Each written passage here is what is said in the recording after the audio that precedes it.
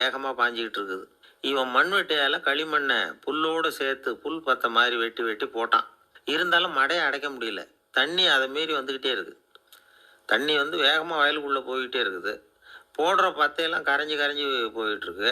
இருந்தாலும் இவன் தன்னுடைய முயற்சியை கைவிடலை. வெட்டி வெட்டி போட்டுக்கிட்டே இருக்கிறான். காலையில் அங்கே போனவன் சாயந்தரம் வரைக்கும் இப்படி செஞ்சுக்கிட்டு இருக்கிறான். உடம்பும் மனசும் ரொம்பவும் சோர்ந்து போச்சு. இருந்தாலும் குருநாதர் இட்ட கட்டளையை நிறைவேற்றாமல் இருக்கிறோமேங்கிற ஒரு குறை அவனுக்கு இருக்குது. குரு கட்டளையை நிறைவேற்றாத நான் வந்து இன்னமும் இருக்கணுமா அப்படின்னு யோசனை பண்ண ஆரம்பிச்சிட்டான். என்ன செய்யலாம்னு பார்த்தான்.